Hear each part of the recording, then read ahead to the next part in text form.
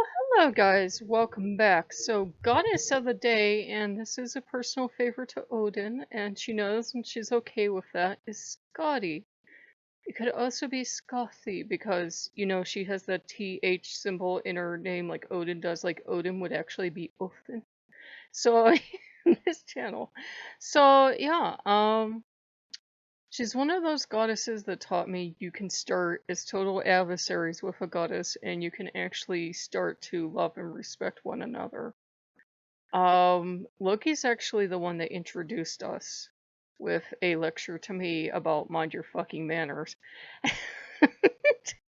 You know that thing he does where he puts his finger in your face and you're already resenting him for doing that? So but, he wanted me to be on good terms with her. In fact, the more he would insist, the worse things would get, and finally, I think she got him to back off. Um, if you're not familiar with her history and you're like, who's this? I vaguely heard of her. The gods killed her father, Thausi. And Thausi was a world. She was Daddy's little girl, and he taught her bow hunting, and he loved the outdoors, so he taught her the love of the outdoors, and she's considered Jotun, yes, but also considered goddess. And remember, Jotun doesn't really translate to giant, it is another family of gods. So she's from the high mountains and she loves skiing, and some will say wolves, and she loves bow hunting. And if it's an outdoor winter sport, she is there with you. And the gods, they take away her world, they take away her father. And obviously, Skadi is not going to take this lying down.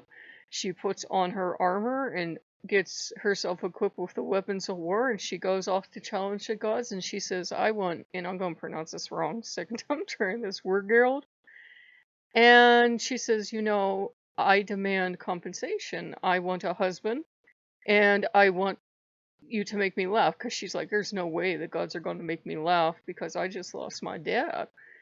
And Loki, being Loki, does the whole goat thing, and of course that makes her laugh. And, then some people go on to say that they ended up having a relationship, which explains the snake later on in their history. Um, and for the other part, for her husband, they said, well, you can have a husband. And they all kind of thought she wants Balder. Whether she said she was in love with Balder or not, everybody was like, well, she has to want Balder. So they had all the eligible gods go stand behind a sheep. And she could only pick her, beloved by his feet, which doesn't sound fair at all, but that was the thing. Maybe it was a Vanir thing. But anyhow, she ends up picking Njord and not Balder. Not one to back down from a challenge and go, but I wanted this. She goes ahead with the marriage. And basically, they don't work out because she is this goddess of the mountains and the wolves and the hunting and, all the beauty of the northern lights and all that other stuff that you love about winter. And he's a god of the seaside and sailing and sailors and fishermen, and their two worlds collide. She can't stand all the sunlight and birds in the morning waking her up. Not much of a morning person, so we're already bonded sisters there. And he can't stand the howling of the wolves and all the cold and ice and snow, and there's no way to, go sailing, obviously. So they end up getting a divorce, and some people say it came out on very good terms. And she ends up, we have in the lore, with Odin anyhow, and they end up having many, many children. All sons, I think. But we have to remember, women were always counted, so there could have been some daughters in there, we don't know. And Odin would be a much better match for a goddess of winter and death and wolves. Obviously, these are all things Odin agrees with. And he would make a better match in temperament too. And also, Odin being Odin, when she had come and demanded her payment and, demanded recompense because it took her father from her, he had cast her father's eyes up into the stars. And it was Odin actually being very nice and generous, so, that might have been part of it too. And overall, when we first met, it didn't go well because one, Loki was forcing something before I was ready, and two, she was not the friendliest goddess when we first met. I think she thought I was kind of weak, probably because I was letting Loki tell me what to do. And I think that she knew I didn't like her. And she's never really decided that it's for me to know why the snake was involved, but it's like if I've come to know Skadi well enough that if she thought that had to be done, that had to be done, whether that was also part of her vengeance or that was part of her vengeance for during the flighting of Loki. Loki's like, yeah, well, guess who you slept with? And you didn't say all these nasty things about me when you were in my bed. And he humiliates all the goddesses with the same charge. And that could have pissed anybody off. So it might have been from that too, because Loki can't shut his fucking mouth and he knows it. And so, I actually done this video and I had put it up and I wasn't quite happy with it. So we went VR and we went archery and then we went skiing, kind of. And we actually, we kind of rebonded because that's important to do with some, with goddesses from time to time. She's connected to death, obviously, and we know she must have been very popular. Some people will say, let me make sure I'm getting this right. Scandinavia could be connected to her, and she could be connected to Scandinavia with the name Skadi, Scandinavia. People aren't sure though. People disagree. I hope I got the right country because Sweden doesn't make sense. Um, it's a lot of lore to try to remember and try to sort out. She will be a goddess of hunting, obviously, a goddess of archery, a goddess of skiing. So some people say that she ended up with Uller, instead, or maybe both, Uller and Odin. We don't really know. We only have fragments, remember that. And, she's also a fully independent goddess in my experience because, having a husband, having a mate, having children, and having a family is nice, but she's also, in my impression, she's this totally independent goddess. She can be harsh. She can be harsh if she thinks you're not owning up to something and she thinks you have to move even while you're crying because of whatever it is. She will make you move. She will make you move, but she also has this much more kinder, more nurturing side where you could very much imagine her with the wolves and with the little wolf puppies and everything else. So she can be both. Usually, a lot of time, death goddesses or goddesses associated with winter and death do have that softer side. You're going to have to kind of go through the trail by winter, so to speak, before you get to it. She's very much about knowing her self-worth, and she's very much about doing the right thing because her whole journey to go avenge her father's death was showing her to be a morally right person. We forget that their culture was very different from ours. It was the morally right thing for her to do to go demand payment and to demand justice. She could have declared war on them because they took her father from her, so she could have just, returned it in kind. That would have been totally permissible by the law, though I'm not a Viking lawyer.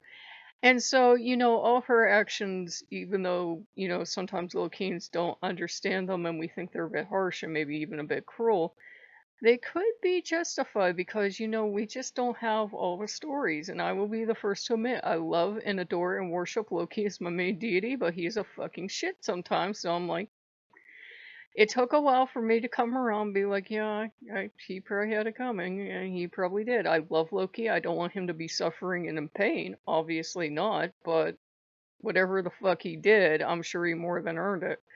And again, this over there, but it's Loki and I had to talk about that. And Loki won't say what it was about either, in my experience, but it's like, it's this thing of, the one I feel sorry for is Segan because she's kind of caught in the middle. Her husband, even though this wasn't a bad thing in the culture, was off with all the other goddesses, and for some reason, this goddess in particular ties a snake above his head. Now, I've seen 5 billion UPGs on that, and some people say it's necessary to keep his power contained, and some people are like, no, Scotty's just horrible and vengeful, and that's why she did it, and she never forgave him, and 5 billion UPGs, but we don't have like a historical snippet of, well, this is exactly why Scotty did that. Maybe she did it because of flighting, he insulted her, maybe she did it because of her father, maybe she did it for personal relationship reasons. Maybe she did it because Loki has a talent for pissing people off. Gods only know. Um, that said, I haven't noticed that she has any animosity towards Loki. I think she's very much a goddess of whatever the vengeance or payment is done. It's done. You don't keep brooding over it. She won't brood on things. She'll just kind of move on.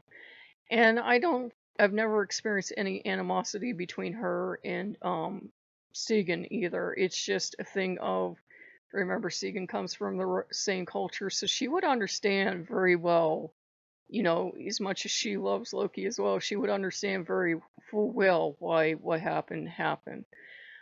So, as horrible as that part is for Loki and, the binding of Loki, it's, in their culture, this was considered a just and holy thing to do. You've got vengeance on people. It's kind of why they were kind of primed for Christianity to come in, because Christians were like, no, we don't do this to each other. What's wrong with you people?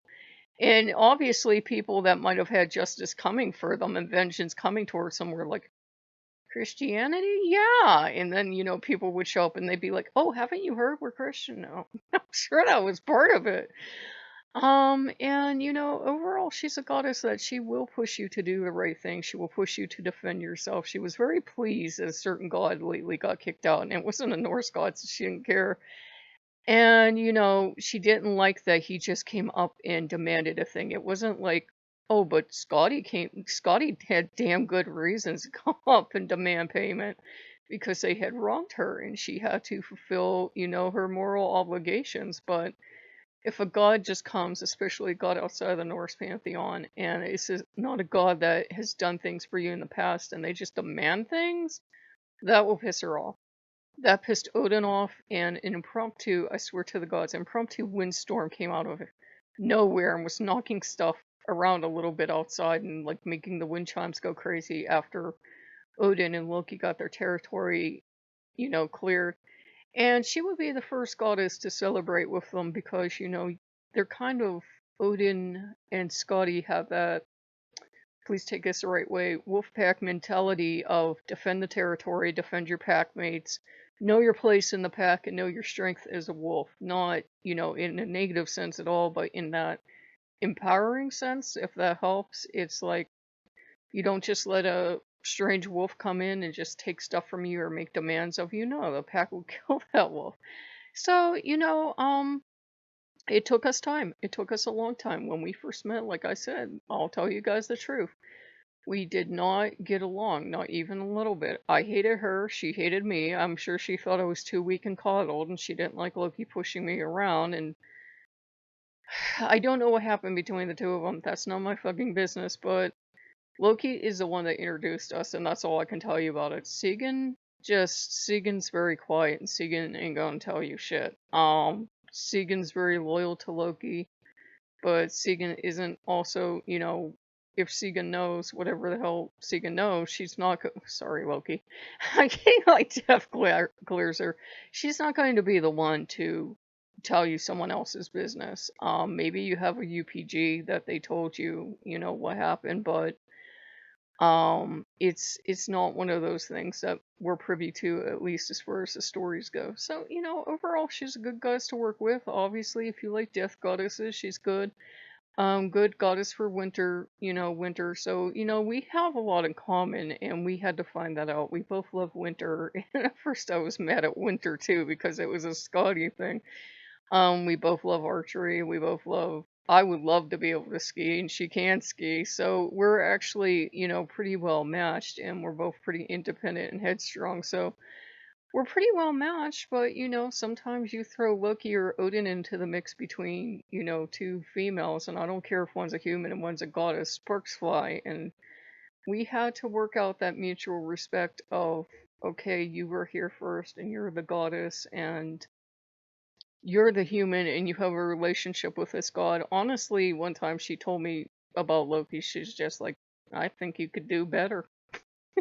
So, so that was Scotty's whole feeling on it. Obviously Segan isn't going to agree with that, but she's very brass tack. She's very blunt. She, like, I don't know if I said this recording, but if you're crying and upset about something, she'll get you on your feet and moving, especially if you're a woman. If you're going to work with her, I'm not saying she doesn't have a loving, kind, nurturing side, but if you need to be on the move and you need to be working towards an objective, she will be like, fine, cry while you're moving, but you're going to move. And, you can always cry later, but you got to get this done. So, she is good to work with. I'm not going to lie and say we have the closest relationship, but I'd done the video and I didn't think I did a good enough job. So we're at least at the stage where we can go into VR together, which I will not just take anyone in there.